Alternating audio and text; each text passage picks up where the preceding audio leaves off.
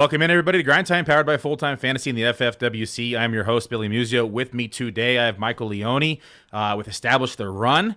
He's the director of analytics, and I just love watching your content, man. I love watching you and Silva and the entire crew over there just have so much fun on podcasts and laugh. I mean, Levitan's hilarious always. You guys are just always giving each other a lot of crap. And I love the videos they made of you with the TDP that they did. That was awesome. Whoever made that video needs a raise. But welcome to the podcast, Michael. I'm glad to have you on. Yeah, our guy Dave Holmes makes some amazing videos. I accidentally had the YouTube open while you were talking at first, and I was hearing you twice, so I got that closed out. All good. Thanks for having me on. I appreciate it. Yeah, really excited. So you and I are in a 10K league together. We both attacked this draft very differently. So I have the draft pulled up. I'm not gonna share it. I'm just gonna go over the audio for the audio folks as well. You drafted out of the 2-hole, correct? Yes. Yeah, and you went Jonathan Taylor, T. Higgins, Tyreek Hill, Jerry Jeudy, Juju Smith-Schuster. We're seeing some nice late surges from Jeudy now, which is nice. Patrick Mahomes, Drake London. Don't see any running backs yet. Dawson Knox, Miles Sanders, Kenneth Gainwell, Romeo Doubs, Gerald Everett, J.D. McKissick, TDP, you know me, Isaiah Spiller, Kyron Williams, Sammy Watkins, Tyler Bass. Defense was Green Bay and Ronald Jones there at the end for a dart throw. Me and my draft partner Dave Hubbard started off with Saquon Barkley, Devontae Adams, Allen Robinson. That was a miss. Mike Williams, Damon Pierce, Deontay Johnson, Ramondre Stevenson, Antonio Gibson, Darrell Henderson, Irv Smith, Jahan Dotson, Julio Jones, Likely, Brevin Jordan, Aaron Rodgers, Curtis Samuel, and then our defense and kicker were Indy and Daniel Carlson, and then we followed up with some other no-name running backs that don't matter at this point in the season. So I know that watching your content, you are a firm believer of zero running back. How did that? You went anchor in this one though. How did you think the strategies played out so far? And tell me about your season.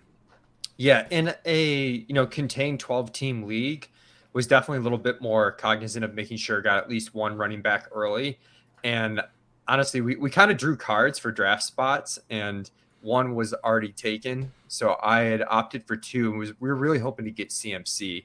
I was the one who was at the live draft here, but had my ETR guys chipping in a little bit on Slack, but wanted to get that anchor running back and then really hit wide receiver hard, get the elite quarterback. I think the one mistake we made, well, I mean, you make lots of mistakes, but one clearly identifiable one was the round 8 pick with Dawson Knox. At the time, it felt like taking value that fell, but man, that's third tier of tight ends is just the risk reward there always seems better on paper than it generally turns out to be. And then the way the running back ran, we got Miles Sanders in 9, and then everyone that I wanted went between our pick between 9 and 10, which led to us backing up with Gainwell. And we've actually run super pure in this league to have pretty good health at running back because all we have is Jonathan Taylor and Miles Sanders. Like, I've been trying to pick up running backs all year long. Absolutely nothing. And it's interesting, guys like J.D. McKissick, who we drafted in week 13, those safe pass catching backs that you throw in your PPR lineups don't seem to exist in as much quantity this year as they have in past years. Yeah, when we looked at the draft board in the beginning of years, I kept thinking to myself, man, it's such a great year for zero running back. There's so many late options at the running back position, and we just haven't really seen it hit to the degree at which I was expecting, right? Like, I was expecting Henderson to be a little bit more. I was expecting James Cook to catch space a little bit more. A lot of different players that we were expecting to have a little bit more of a pass catching role. To your point, J.D. McKissick, right? We just aren't seeing it. So when Jonathan Taylor was out, who were you filling in? I mean, you had Miles Sanders. Were you just grabbing anyone with a pulse on a week-to-week basis? It was so bad. I mean, we had one week where I don't think anyone projected for, like more than two points that we could play at running back. And it's not like we weren't trying all year long, because we were. I think now we got Jordan Mason as like our best, potential guy in the playoffs. So at 50 yards last week.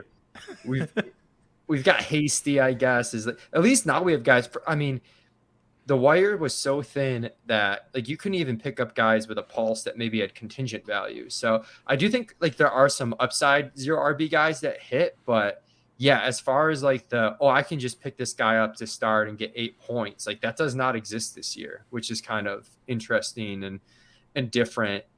I forgot the yeah, but yeah, it's been tough sledding, and in this team in general, honestly, we've run pretty lucky to stay healthy because it's not a particularly great team, but Tyreek Hill in the third, Mahomes crushing, and then basically good health has sort of gotten it there. Yeah, so the 1 seed went to, of course, Cocktails and Dreams. Chad Schroeder took the 1 seed, gets the bye in this coming week, and then the 2 seed went to Killer Bees, and then you, me, and two other teams are going to be fighting here, week 15. Only two of us are going to make it through. Looking at your starting lineup as of right now, let's take a look at it. Well, I got to tell you about the 2 seed, 3 seed thing. Yeah, go for it. So we were down 8 victory points, or kind of in terms of total points. I think we were down like 70 with 2 weeks to play, and then we closed the gap a ton. The guy who was the 2 seed and then we played him last week, and we had a chance to win the 2 seed, and his team had a really tough run out last week with Kenneth Walker hurt, Lamar Jackson hurt, some guys on buys. So we blocked him from picking up Tyler Huntley at quarterback, and he picked up Brock Purdy on Sunday morning. Backfired. And had we let him get Huntley, we would be the 2 seed. Oh man, which was 10K prize and the buy. So the karma gods came out for us on that one. Immediate karma and a $10,000 stab at that. That's never a good one. We luckily secured the 1 seed in the second draft. This one we were lucky enough to be in a soft division to make it in, because we were having some up and down weeks, and most of it to our own fault. We had some really bad start sit weeks where it cost us 4 victory points on multiple occasions. So glad we were able to sneak it in. Let's take a look at your starting lineup this week. Where are you on here? It just moved. Okay, so robust running back. So you are rolling out this week. Patrick Mahomes, Jonathan Taylor's Miles Sanders, your two running backs we discussed. Tyreek Hill, Juju, Gerald Everett, Judy, T. Higgins, Jason Sanders. And we're rolling out with Trevor Lawrence, Antonio Gibson, Saquon Barkley, Mike Williams, Devontae Adams, Greg Dulcich, Jahan Dotson, Deontay Johnson, Daniel Carlson, and the Philadelphia defense. How you feeling about your odds? We have two other people we're facing this week who also have decent lineups in comparison to ours as well. All of us are kind of in that 140 to 150 probably projection range. How are you feeling with your chances heading into this week? Man, feels so. The kind of like where our edge has been is the flex wide receivers have been pretty good for us, and then obviously Tyreek, and both those things are a little bit questionable this week. Miami has one of their lowest team totals of the year. I'm going to that Bills game Saturday night. It's going to be cold and snowing, and not exactly what you're looking for as far as Tyreek Hill upside. And then T. Higgins has rug pulled us twice this year with zeros. Last week he was, I think, limited in practice, and they're like, oh no, he's totally fine. They took him off the injury report, and the same thing that happened early in the year where it's like, oh, guess what? He's really basically not going to play. So, and then Jerry Jeudy loses Russell Wilson. So, those things are tough for us. Luckily, the health with JT and Sanders, though, gives us a pretty complete lineup, and Mahomes Juju connection looked pretty good last week. So I think we're probably slight favorites, but, it's not feeling great, but felt a lot better prior to this past week than I do now. Yeah, Celtic Mangoes looks like he hasn't fully set his roster, but he does have Michael Pittman to throw in for Hodgins. But he is rolling out, looks like, with Chuba Hubbard this week, Austin Hooper, DJ Moore. So he also has some question marks. Then the next one you have is Warrior Flight. And Warrior Flight looks like he has a couple questions as well. He's got Chark in the lineup and Pierce. So it's not like anyone's rolling out with this stud group that Yeah, just happened to slide into the first week and didn't make the bye. So it looks like all of us have some question marks. I think it's going to come down to, of course, Sunday night and any given Sunday. It's always nice to have a sweat going in these 10Ks. I know. Yeah, it should be fun, but yeah, to your point, that kind of that the depth was almost a big edge for us. So it's not a killer for us because, as you noted, everybody has some question marks, but it's not the edge that it could have been. So, a couple other questions I have, and you talk about question marks. I was asking this question, and I've asked it a few years now, and everyone I always get a different answer. And it's a very ambiguous question because there's a lot of different ways that one may look at success. But how do you look at success at the end of the season? How do you look at it and say, how do you define it? I mean, we all know profits is king and cash is king. So let's just set aside cash, set aside the profits. How do you quantify your success as a season-long fantasy player? And then we can also talk about best ball because there's different metrics and measurements that we like to use in order to gauge our success. But how do you define it?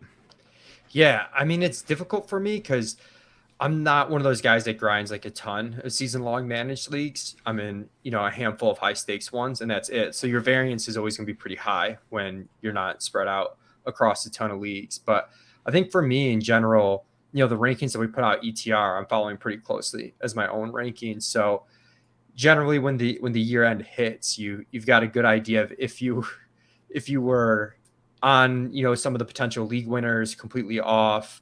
And just in retrospect, you can kind of tell like if you gave yourself even a chance to win. Individual teams are going to have variance with injuries and whatnot, running hot on record. But like, and I don't expect to be on every guy who's a league winner, but was I on some of them? Yep. Last year was a little tougher. This year we were on a lot of the breakout offenses, and that helped a ton. Best ball's easier to quantify if we've been good or not, because for me, that is something where you can play a lot of quantity and you look at your advance rates. And if you're in these big best ball tournaments, for me, advance rate's the number one stat. I know a lot of people think that's not the best stat because you do want to, optimize and have teams that can really run through the playoffs. But for me, there's so much variance in the playoffs that I feel like if I just get as many teams as possible there, that's the way I want to do it. Didn't even actually end up drafting as many best ball teams as usual this past year because content obligations were a lot higher than prior. But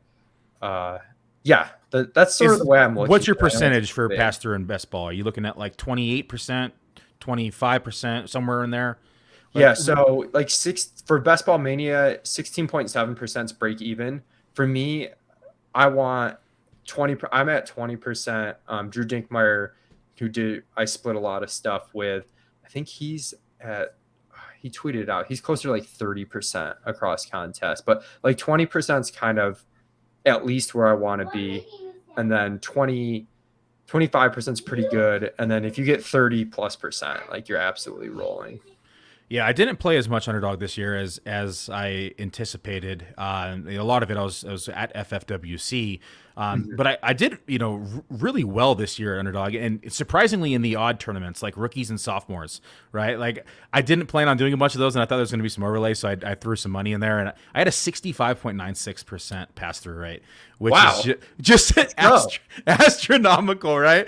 And then Best Ball Mania was about average, about 25. I like to try to shoot for 25% is my personal goal. That's good. Yeah, I mean 25% is pretty. And then like Bulldog, I did like 33%. Big Board was 31%. So I felt like I had a good year in best ball. I saw similar rates at other sites, including the FFWC. But it's always tougher to look at season long, right? Because you have to win a championship is the way I look at it, right? And so for me, I always get asked this question from our subscribers: how do you gauge this, or how do you value success, and how do you look at it?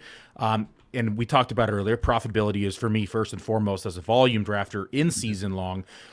For me, as long as I'm winning, getting close to even when I get to the shootout, right? That's where I want to be. That's typically, I'd like to see about 50% in the playoffs. I'd like to see about 33% win the championship. That gets you relatively near that figure. This year in season long, a bit of a down year for me, about 25% of championships matches, and a little over 30% in playoffs. FFWC, I saw about I think it was like a 50% playoff rate, but there's dominators in there, so sometimes there's no playoffs. So if you have the best record, most points, it's $10,000 payout, and playoffs is canceled. It's like just a shootout now. So it's interesting. Like the six teams that I have in there that are progressing into the shootout, 5 of those 6 had dominators in them. Like there's no playoffs, and luckily we were one of them. So it's like all I gotta do is set lineups. I don't worry about head to head matches this week. It's all shootout based, which is a little bit relaxing, but at the same time, I'm like, oh man, I wanted some sweat for more league prizes, but gotta love the sweats. This was a pretty good year overall. Both the 10K leagues I'm in, making the playoffs. Chad is in both of them and ahead of me in the standings in both of them, of course. But hoping to run pure these next few weeks, and just like I had different teams with different types of builds do well, which was always like kind of fun. I am more of a 0 RB drafter, but not full 0 RB. Had some teams survive like injuries too. They have an NFC auction team where it's like, you had Brees Hall. I had Brees Hall on a couple teams that could have been monsters, but like they're surviving those injuries. And I feel like, if you're surviving injuries, that's also a good test. But, if we get a lot of teams in the playoffs, it's a good year. If we don't, it was just bad variance and bad luck. So that's it happens. And I feel like this year in general has been fairly tough in terms of grinding, but it's everything's starting to come together, I think, at the end. Well, let's move along to some of our starts of the week. We have a lot of players who are maybe looking at some start-sit dilemmas. It's a little too early for start-sits, so we're not taking any of those tonight, folks. But we will talk about a few of our players that we like. We're going to each talk about a running back that we like this week that is outside the top 20 versus ECR, and as well as a wide receiver, top 20 outside of VCR. And then we're going to talk about a tight end that we like, each of us, and a quarterback that we each like that are both outside the top 12 in ECR that have a chance to significantly outperform that given ranking. Leone, why don't you kick us off with running back? Yeah, I'm going to go with DeAndre Swift, who had, a disappointing usage week last week coming off the big increase in snaps the week prior. But when you're looking at consensus rankings and where he is, I kind of shooting for that upside usually, which will be a little bit of the theme of my picks this week in this segment. And with Swift, even when he's not playing a ton, when he's at like that 35-40% snap level, he's still getting, pretty good, strong, high value touches. He's getting catches, he's getting goal line work. Even with Jamal Williams leading the league in rushing touchdowns, Swift has been a factor by the goal line. And part of that's because this Detroit offense is in high gear recently.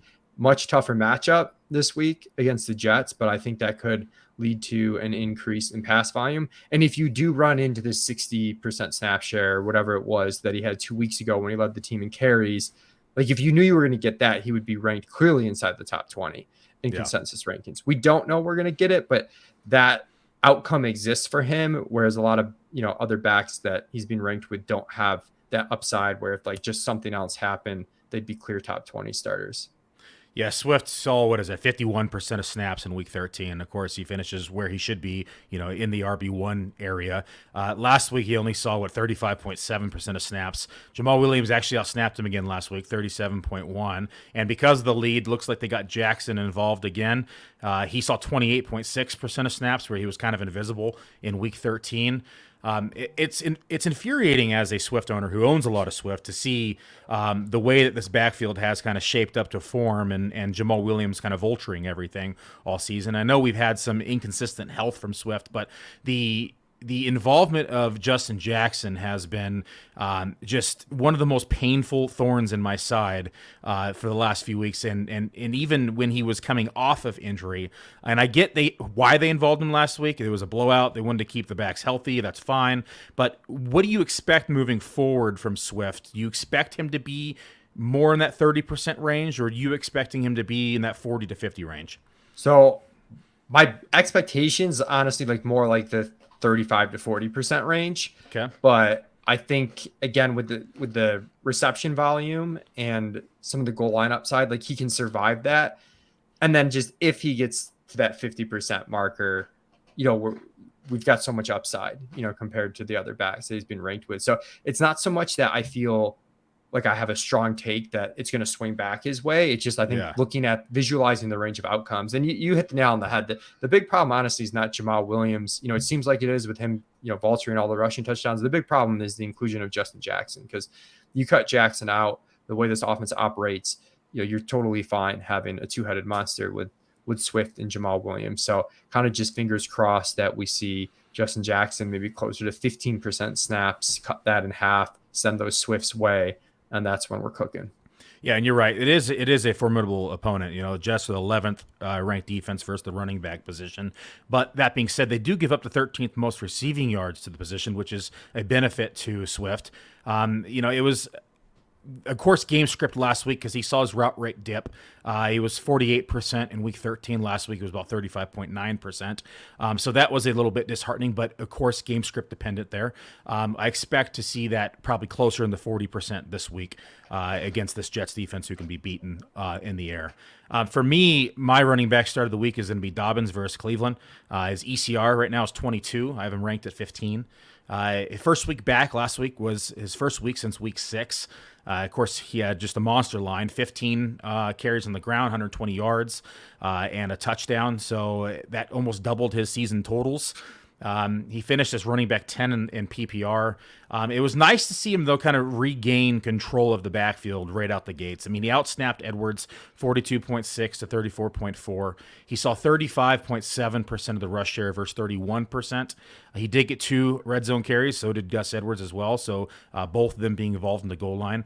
And then of course, the nice piece that we all know about with Dobbins is his involvement in the passing game and his ability to catch the ball. 31.6% route rate last week. Gus only 5%. Unfortunately, didn't have a catch, but the question is quarterback this week for the team. So Huntley left with the concussion. Lamar Jackson still iffy with the injury. If they both don't return, I think they have, undrafted rookie free agent Anthony Brown, who's not going to be something I'm looking forward to at the quarterback position. But on the contrary, I would expect them to probably involve both these running backs pretty heavily on the ground. The Browns are giving up the third most fantasy points to the running back position per game. That's 27.7 each game to the running backs. It's roughly about 113 yards and 35 receiving yards. So 5.2 yards per carry on average each running back has against these guys. So I expect a lot of ground and pound this week if we do see Brown at quarterback because they have not been able to slow down the run. What's your take on Dobbins? Yeah, it was a bit of a mixed bag. I think it was more good than bad last week. The bad would be nitpicky, but like on that long run, it was like, man, it seems like he should have scored and didn't necessarily look fully healthy. The good though is, as you pointed out, that carry share right out of the gate. When they had 4 running backs active, I was pretty concerned that they were going to ease him in a pretty limited way, and they didn't. And I have Dobbins stashed in a couple of leagues. These 0 RB teams, I feel I have some where I couldn't find a running back for the life of me. I have others where it's run kind of pure, having 4 or 5 options, and luckily you have Dobbins in a couple leagues. And as you noted, the way to attack Cleveland is really on the ground. And early indications are, I think that it's going to be Huntley this week. I mean, he still has to officially, clear the protocol and all that, but it seemed like there was some optimism. We're recording this on Tuesday, so it's still pretty early. I think that would be the best case outcome. Lamar would probably be the best case outcome, but as long as we get one of those two, there's just a little bit more support in terms of some stability in terms of the offense, So yeah, I like Dobbins this week, and I think, you mostly hit it. The carry share was super encouraging in the first game back, and he's someone that I was way too optimistic on in draft season, where I was like, he's going to be fine. Yeah, me too. It was a bit of a tough year for the injury guys. Yeah. I guess Godwin's really the only one that has been a consistent producer of the injury comeback. Gallup's finally starting to play a little bit better, but it took a lot of time.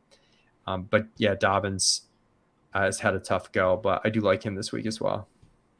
How about receiver? So moving on to receiver, give me a receiver outside the top 20 that you think is going to have potential to smash that projection. Yeah, just realized the guy that I picked, I'm going up against in our shared, the 10K league we're in. So I guess either I get the tout credit that he does well or we win. So one or the other, but I'm going to go with Mike Evans this week. You'd prefer that your analysis pay off though, right? Yeah, of course. I'm a man of the people. Absolutely.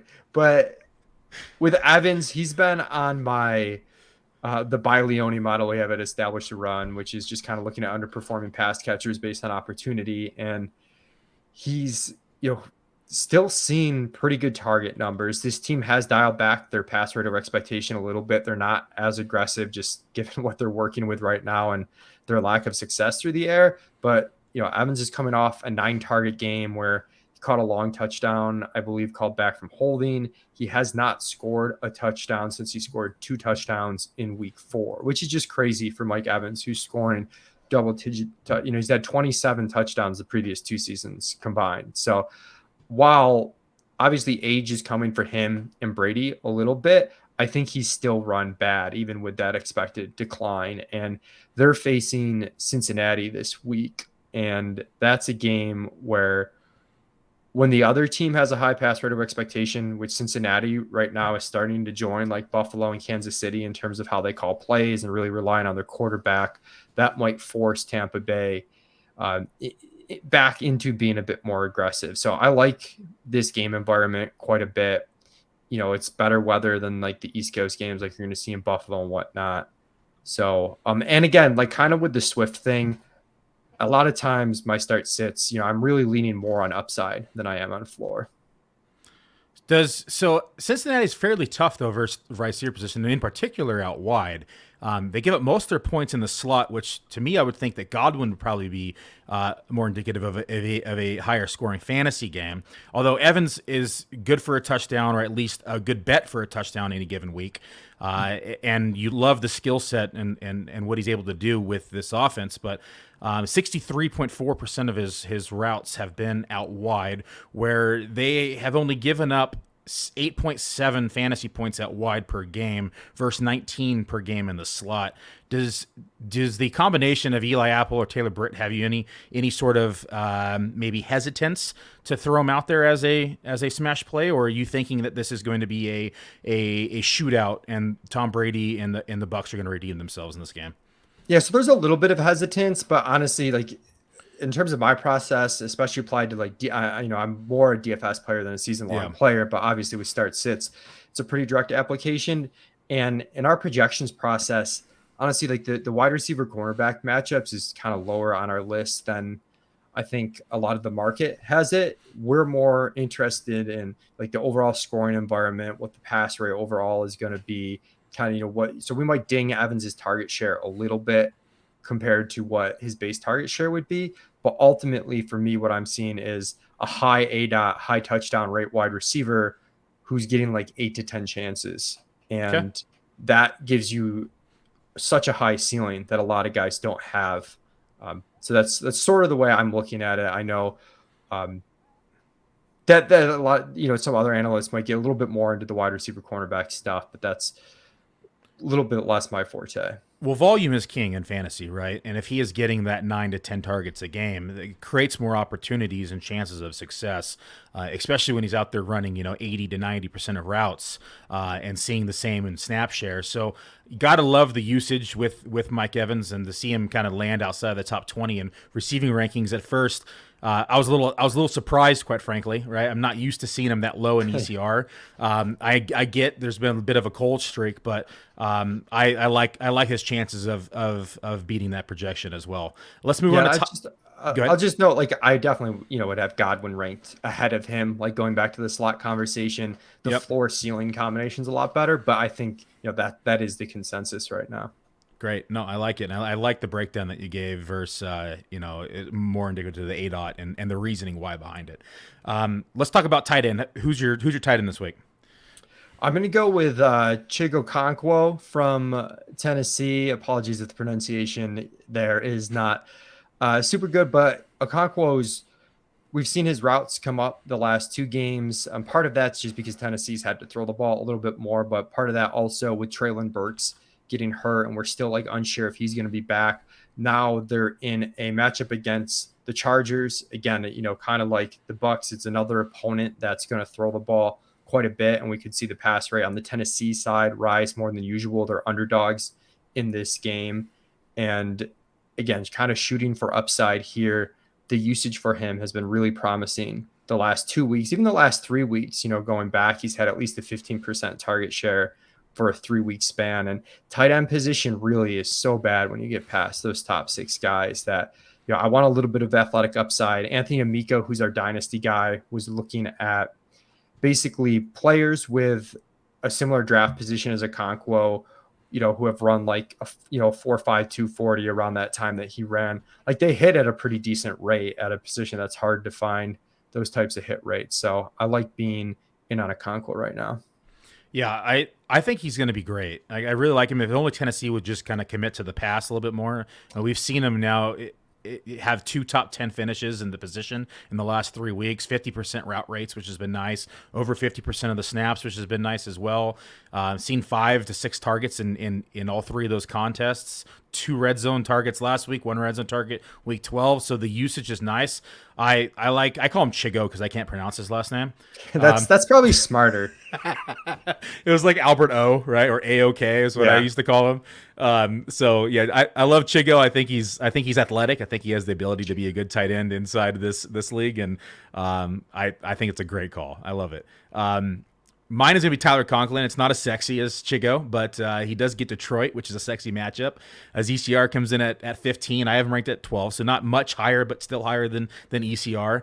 Detroit has given up the 5th most fantasy points to the tight end position this season. They've given up the 2nd most touchdowns on the year to the position with 8. And then they have given up the most fantasy points to tight ends who run routes in line, which is 126.2 this year.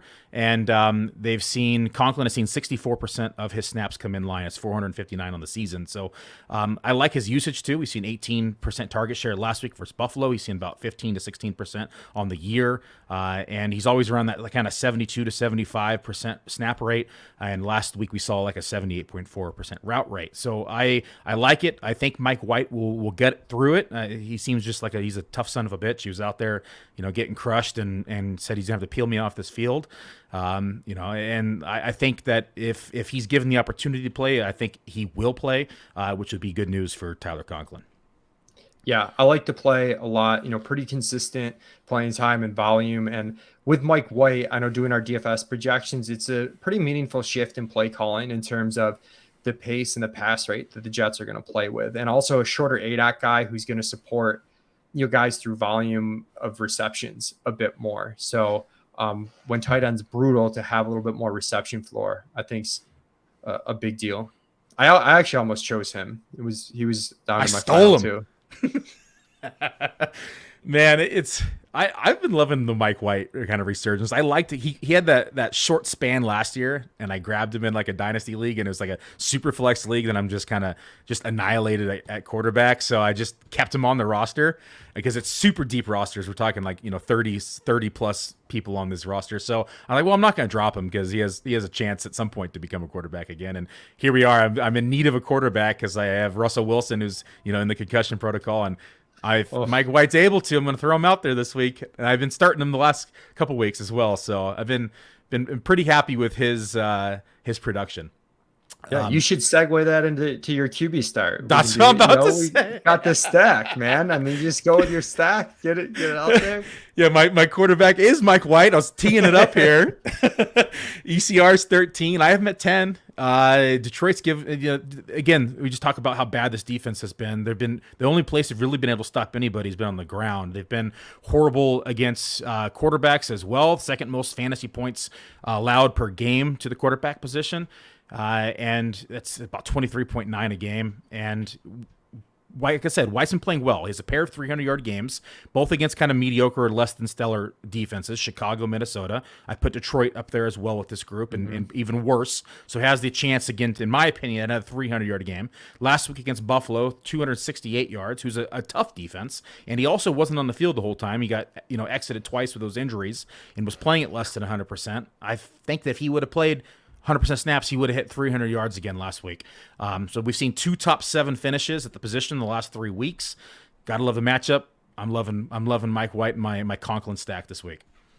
Yeah, so I like that. As I said, with the pass rate stuff, especially with the matchup against Detroit, we have ETR in our DVP rankings. We have Detroit as the 3rd most favorable matchup for quarterbacks. So That's a good start. I'm going to go with Geno Smith, who is on the, it's not a good matchup. In terms of DVP, we have San Francisco as the fourth toughest team to face against. But with the personnel issues at running back that Seattle has right now, I think we're going to see a really high pass rate from Geno, and he's got the weapons to make that work with Lockett and Metcalf. I'm cheating a little bit because he might be like 11 or 12 in consensus rankings, but I think some people might feel not great starting him after they just lost to Carolina, and it's a tough matchup against San Francisco, but I think he's a fine start this week.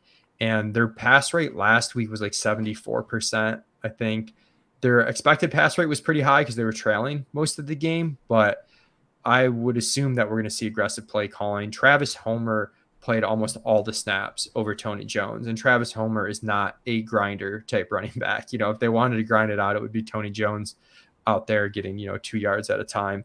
But instead they've got Homer out there, and I'm assuming Walker misses. I guess that's not 100% confirmed, but if he does, I think they're just going to have to call a real pass heavy script. And I've been really amazed that Geno's been able to keep it up all season long. And I'm buying his success at this point. There's not many people in the league who I think may be overlooked for MVP more than Geno Smith, simply because they just aren't, dominating the league like most MVPs are.